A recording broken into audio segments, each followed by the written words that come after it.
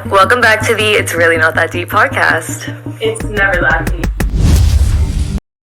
One thing that I love to say to myself is I can do hard things. And I heard this like a mom saying it to her son on TikTok once, and it really stuck with me. Because one time I tried it and I'm like, this is so stupid. And then I'm like, whoa. Saying that you could do hard things? I can do hard things.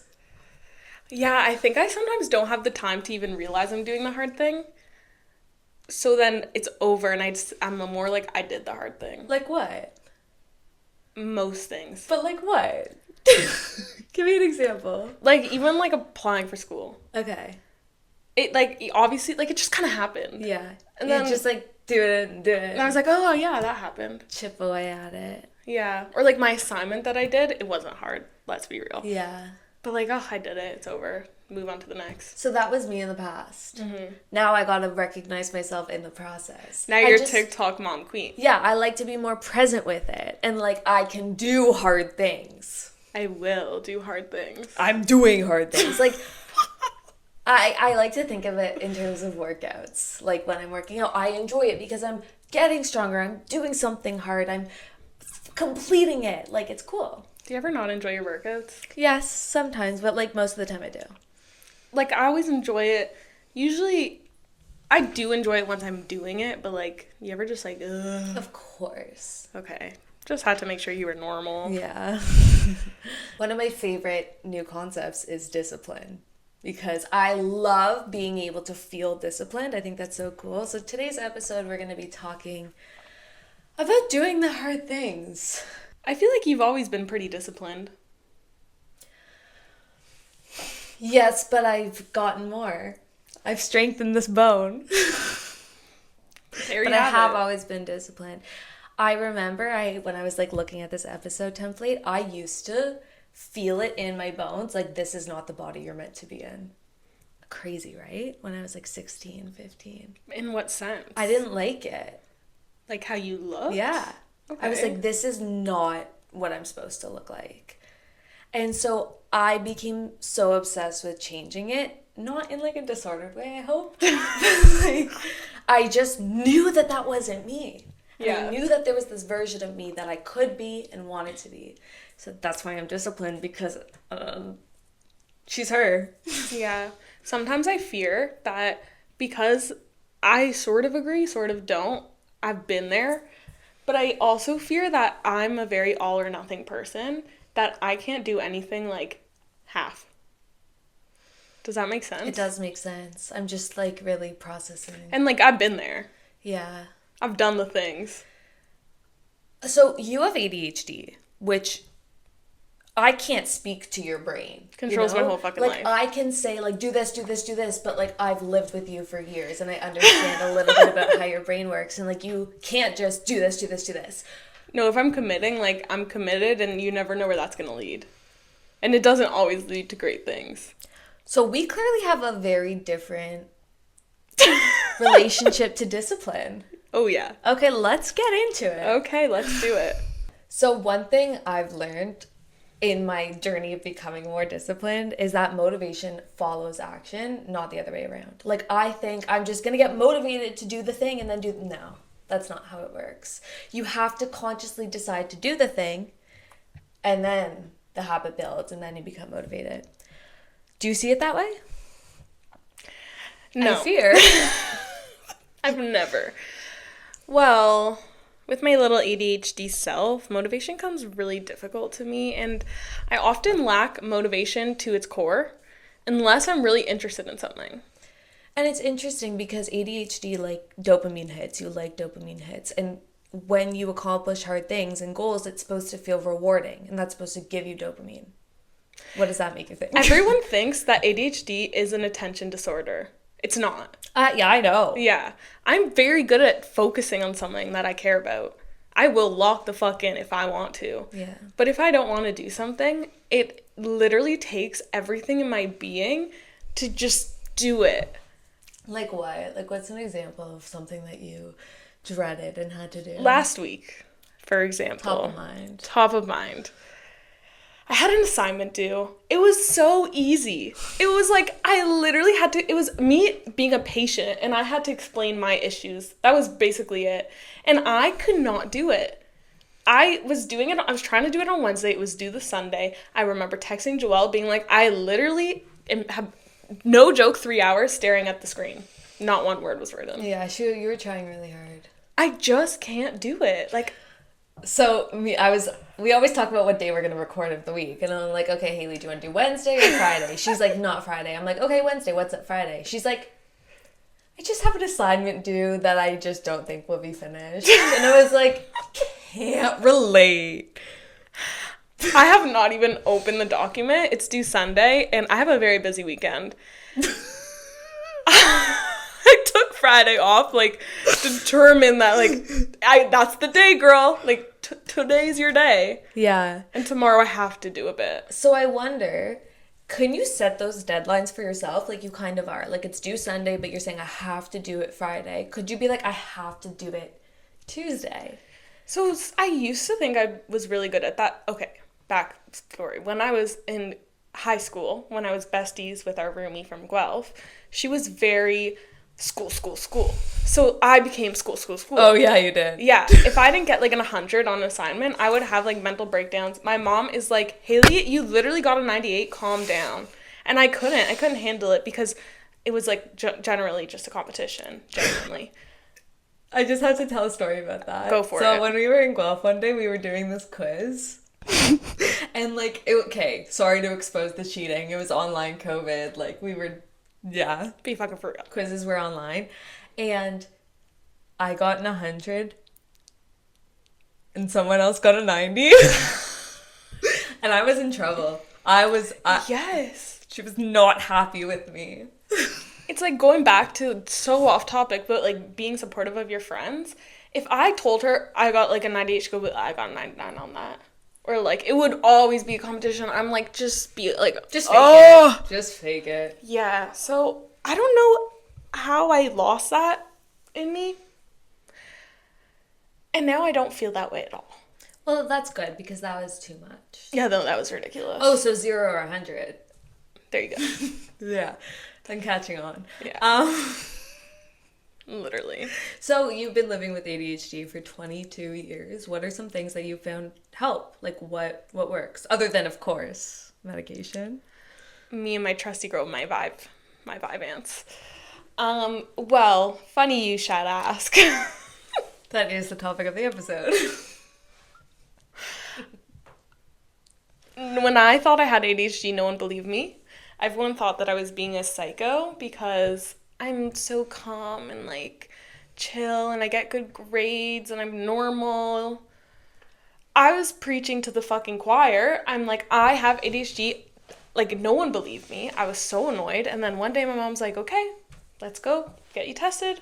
Got tested and my psychiatrist is like, it's really crazy. We never noticed this before. Like, you have raging ADHD. And I said, I know.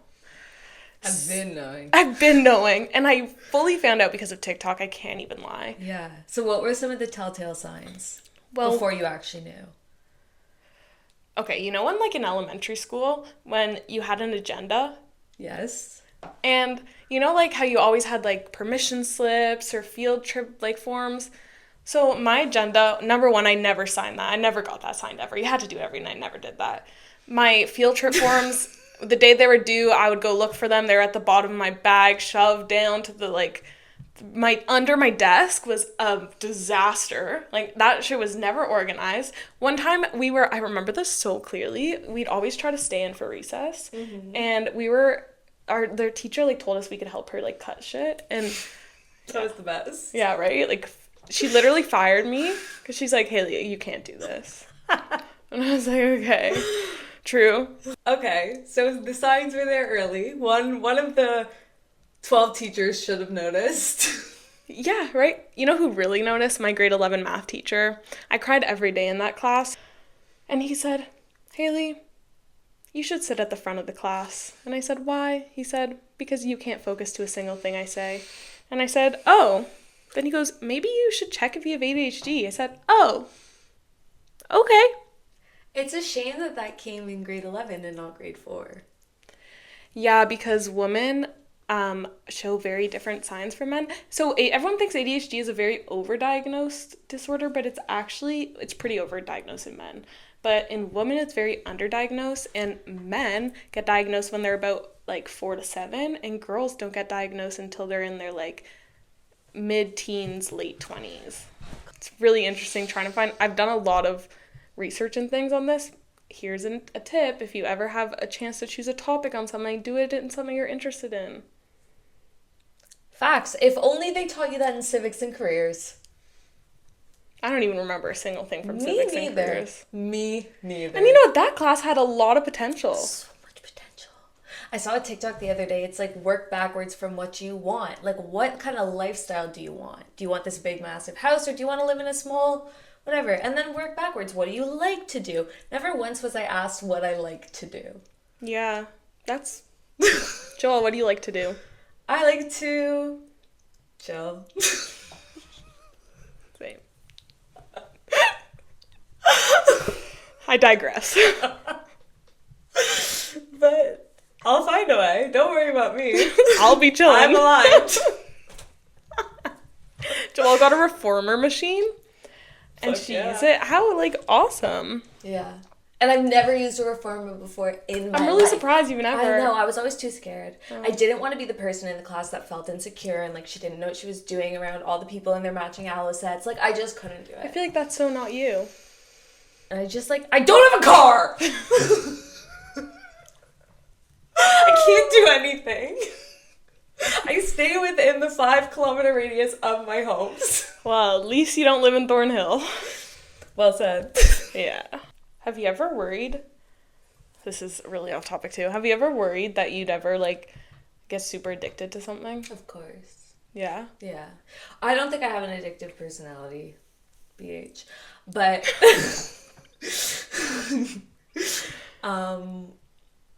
weed. Yeah. Yeah. I still fear. I have zero fears for you. I'm needed to hear that. Like, not a single one. Chat agrees. Chat, let's hear it. Let's validate her. Chat does nothing but validate me. Except for today?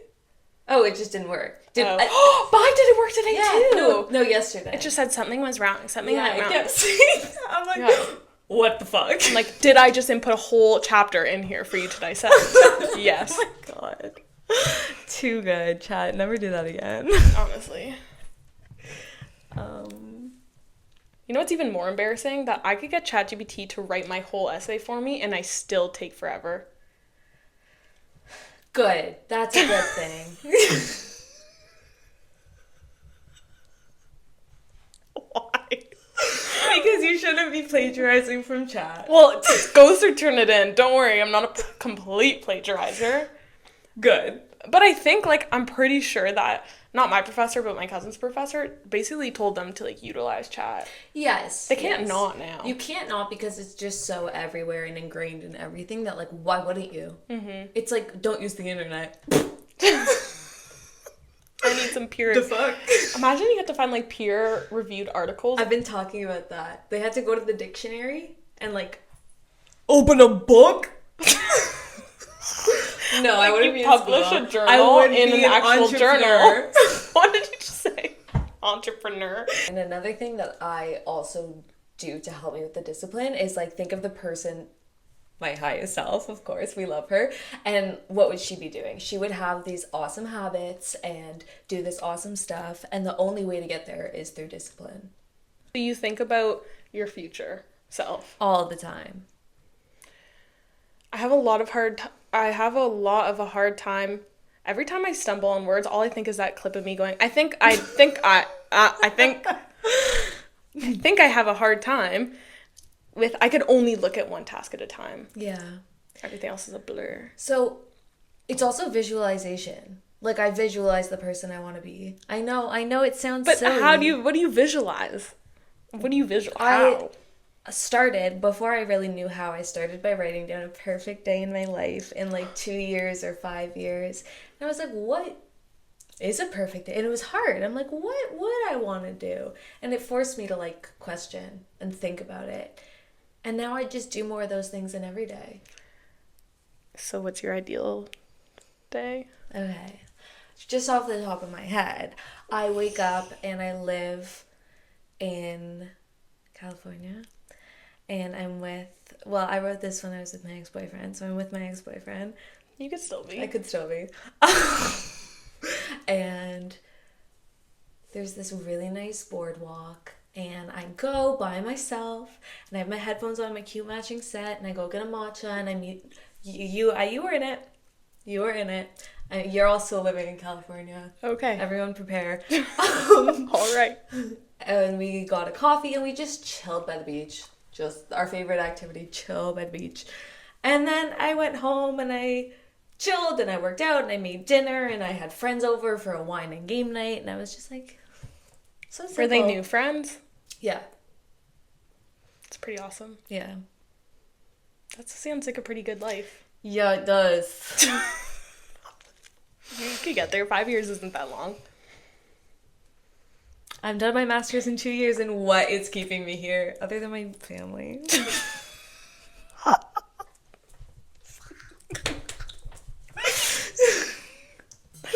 Oh, yeah, I feel you. I literally feel you so dramatically hard.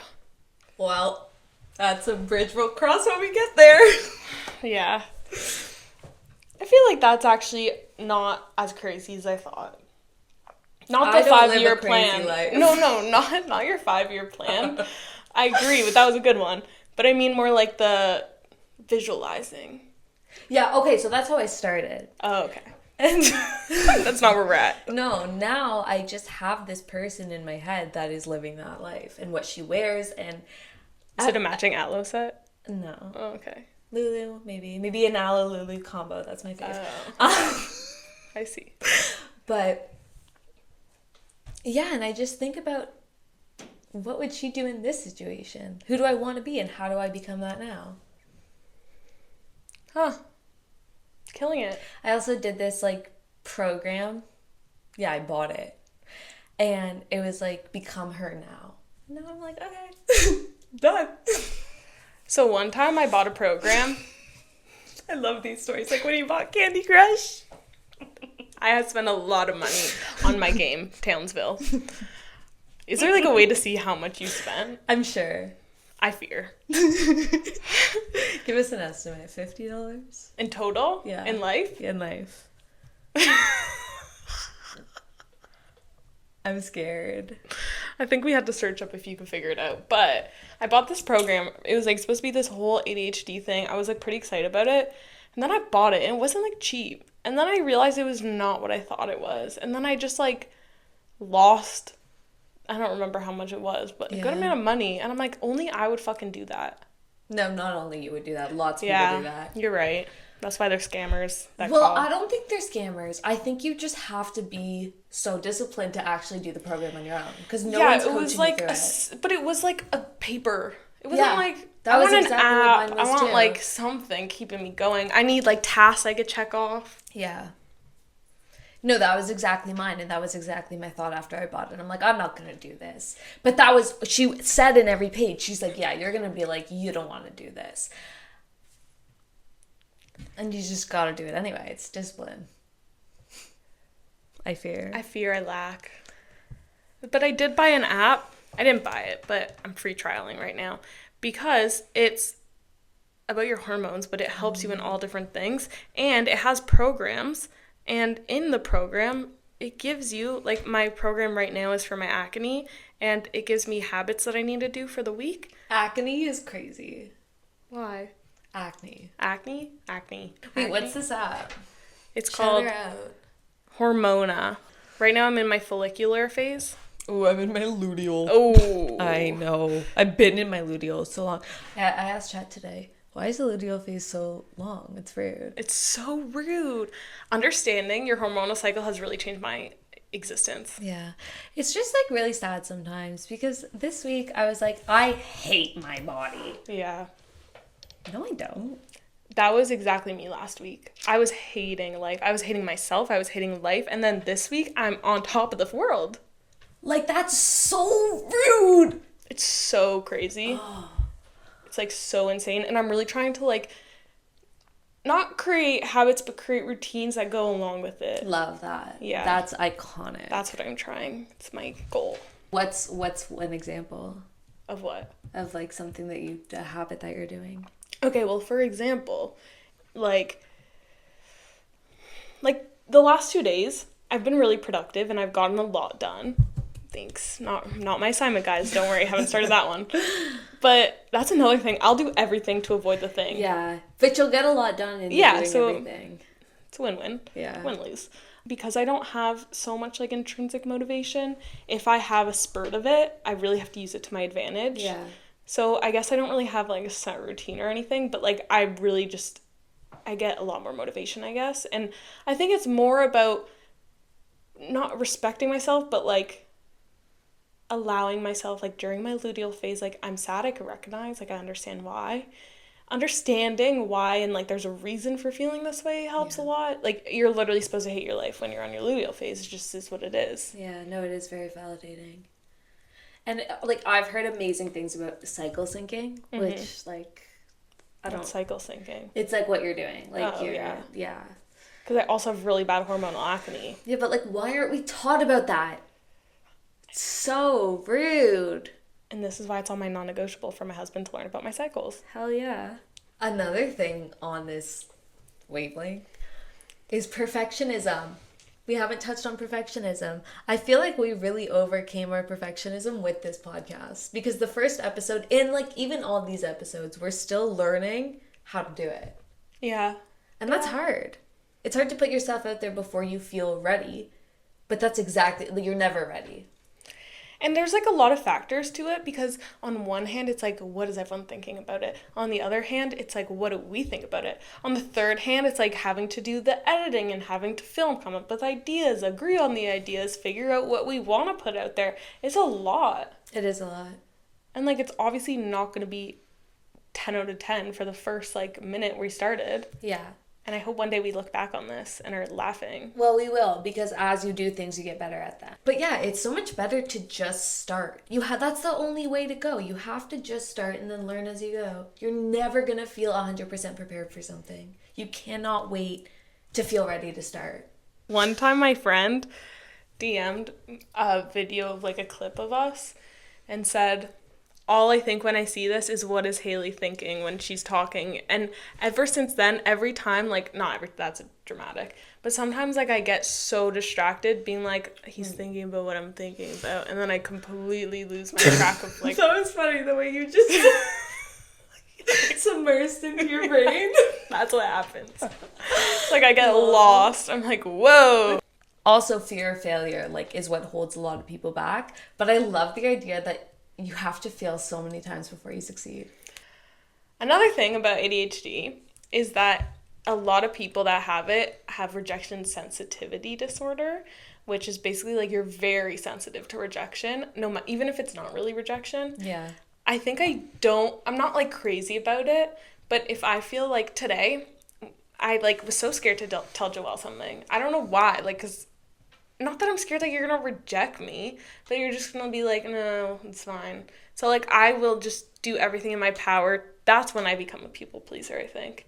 Because I'm like, I can't fail. But it's more like I can't fail other people rather than myself. Yeah. And you're really scared of the reaction. Like, what happens if they do reject me? Mm-hmm. I think everyone has a bad fear of rejection. Yeah. I used to say, like, you taught me always ask. Just ask. You might get a yes. But I used to say I would way rather not ask than get a no. I hated being told no. I hated being rejected. Yeah. And in some ways, I feel like we're, like, fear rejection in different ways. I'm sure. We're so different. Yeah. Which is kind of crazy. Because a lot of things you'd be scared to ask of, I would do in the opposite. And that works really well for us. Yeah. Yeah. The problem is when I get really, like, sensitive about it. Another thing is that my emotions, I don't know how to handle my emotions. So when you're in a state of, like, this sensitivity and you have these heightened emotions and you can't regulate them, I become like, I can't see anything but this one thing, and I become a fucking lunatic. I remember at camp, when we were head staff, I had to do this easy thing, and I don't know what got in my brain about it. I couldn't do it. I had a full mental breakdown. I was so embarrassed about it after, because after I'm like, hey, Haley, literally it wasn't that deep. Now you look like a fucking idiot. Yeah. But I literally can't control myself in those moments. Okay, give yourself some grace, because I've been there too. I was crying on a golf cart, and when, like, in hockey night in Canada, like, everyone was there watching me cry. Like, you reach a breaking point, especially at camp and in, like, high pressure situations where you're pushing a lot down, and just keep going, because that's what you're told to do. And then when you have someone that you're crying to who's like the worst possible person in the world And to it cry always to. is, because you break at the wrong time, because you don't let yourself feel the emotions beforehand. Camp is a really hard place to regulate your emotions. Impossible. Yeah. It's like ridiculous. Yeah. Yeah. So don't be so mean to yourself. One part of my assignment that I had to write about last week, it was about the like biological parts of why I would need to go to therapy and the psychological parts. And one of it was about my ADHD.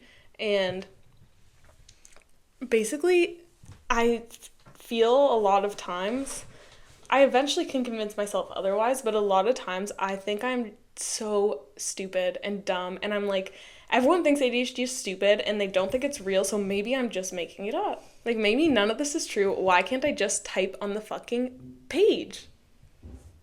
Yeah. That's tough. Like, it's so hard because I really have not experienced ADHD. Yeah. But I think, like, even being on ADHD TikTok and, like, hearing people talk the way you're talking now is just so helpful and, again, like, validating. Because it's like, okay, this is real. I'm not the only person that experiences this. Like, people want to hear this because people are going through the same thing and are like, what is wrong with me? Yeah, I'm super on ADHD TikTok. And every time I struggle, I'm on the struggle bus. Honestly, for anything, ADHD or anything, I look up TikToks about it. It's so validating. It is. Breakup talk? Yeah. And they always somehow, like, figure it out. Yeah. Yeah. You're like, that's what I need to hear. Thank you. And then sometimes you'll find, like, a good podcast to listen to and, like... It's just a 10 out of 10. Yeah, it's a community. It is a community.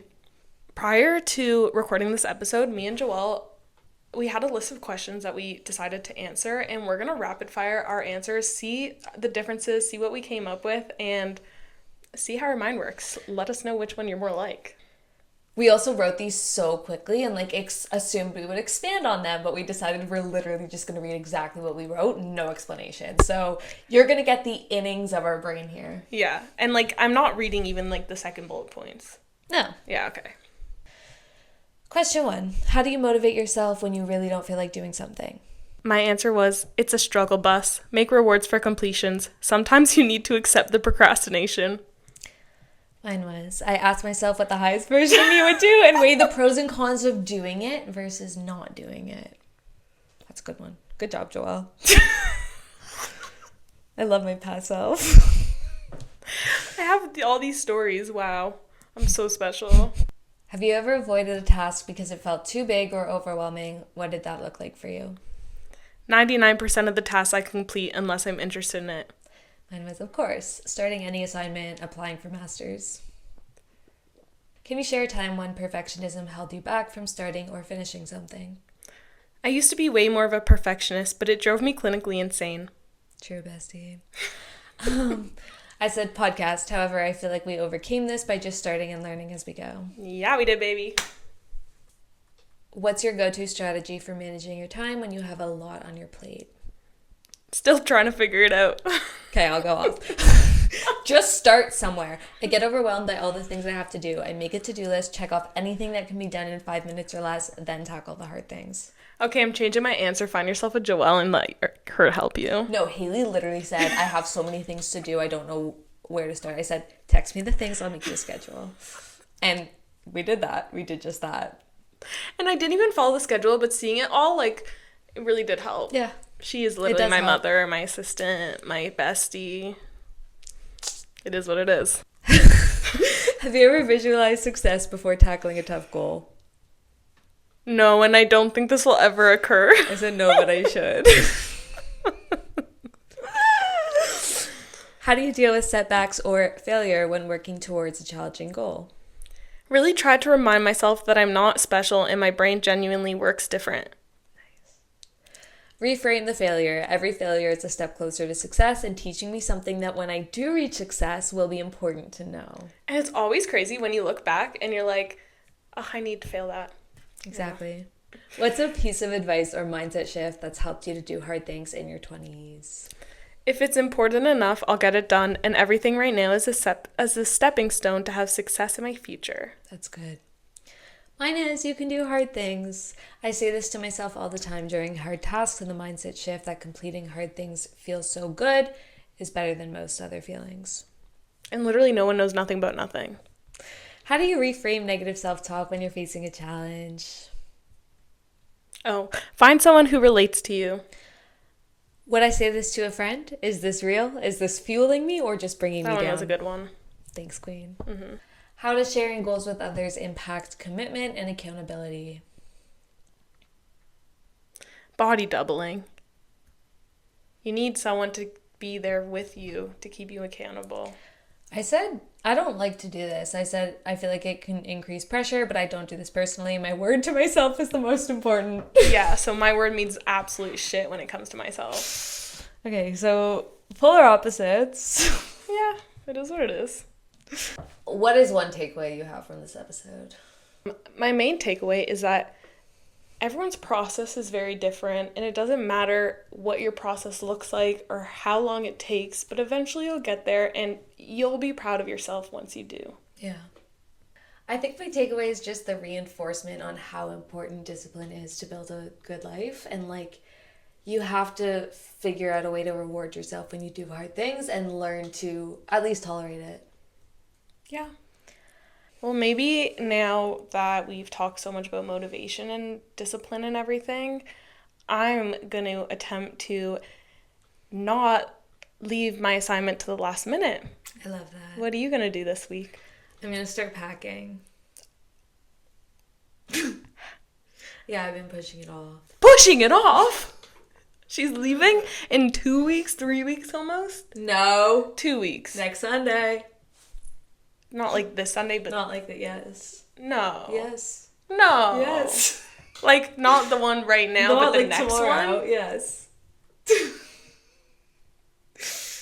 Yeah. I haven't prepared.